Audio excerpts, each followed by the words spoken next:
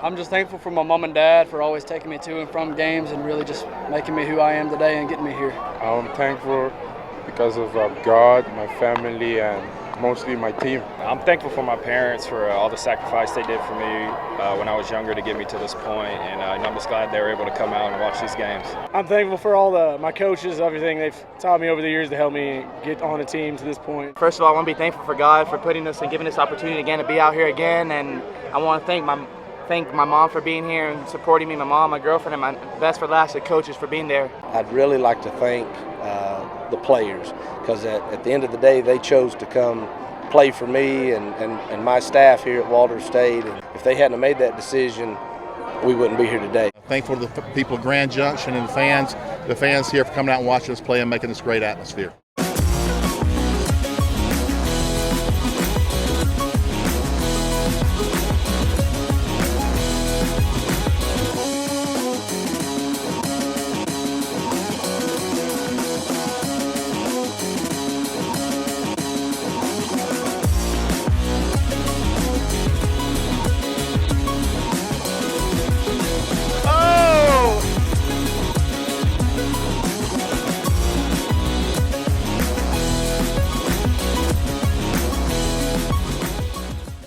Championship day, let's check in on Walters State and Chipola as they prepare for the last game of their season. This is just going viral across the U.S., probably even overseas eventually. We fought from the bottom. We got beat clearly at the first game. Right.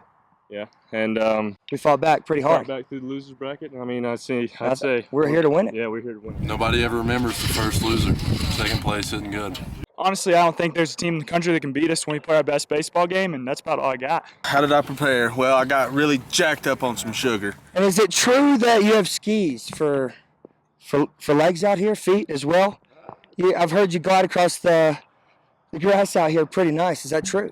That's what they say, so I guess so. So what happens if you get a pinch hit or pinch run opportunity? Well, pinch hit's that's not, I mean, look at me. Pinch hit's not going to happen. Bottom line, I'd hate to be nervous, and we're not. Let's go! Let's go! I say the score is 9-5 11-2, Walters State. 12-3. Definitely going to be a run. Well, considering we don't have a run roll in the game tonight, Start it over. All right, start it over. Time to get that money. Chipola is looking for back-to-back national titles. They would be the first team since Cali County back in the 90s to do so. This is the third time the Senators and Indians have faced off in the tournament, so you can consider this one the rubber match. Top one, Edmund Americon uses those skis for feet to leg out a bunt single against Peyton Alford. Americon would be forced out on a Francisco Urbaez fielder choice, but Urbaez scores from first on this double into the gap off the bat of Morgan McCullough. The Indians strike first, 1-0.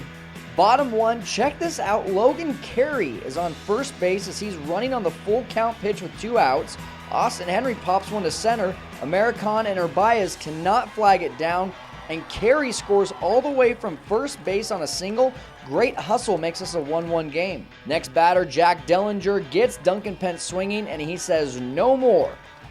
But Hunter Gilliland says otherwise. He takes this offering from Dellinger and blasts it over the brace sign and left. 2-run home run gives Walters State their first lead of the game. It's 3-1. Meanwhile, Alford started to find a groove. He gets Americon swinging to end the third inning.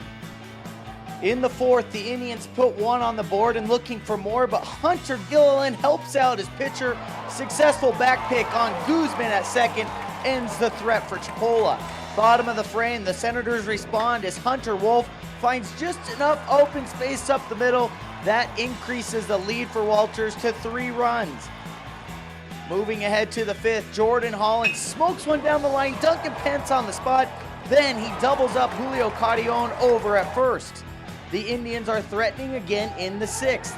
Alford starts the inning with 2 walks, and Guzman, the hero from the semifinal game, looks like he just tied it up with 1 swing, but it hooks foul according to the left field umpire.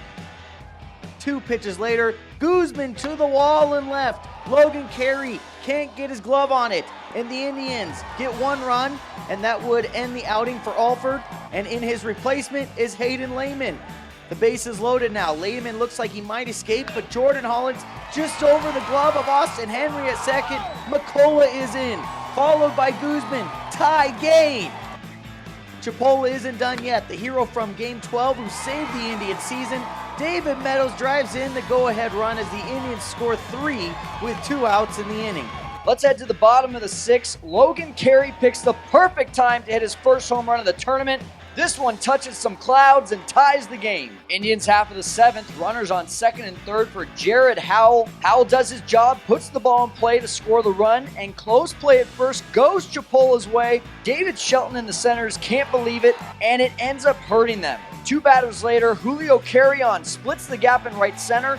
2 Indians score on this double, make it a 3-run lead here in the 7th.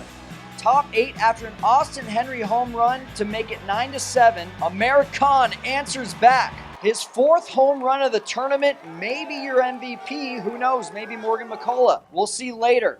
It's 10-7. But your outstanding pitcher of the tournament, Philip Sanderson, closes this one down for Chipola, and the Indians are back-to-back national title winners. Time to dogpile.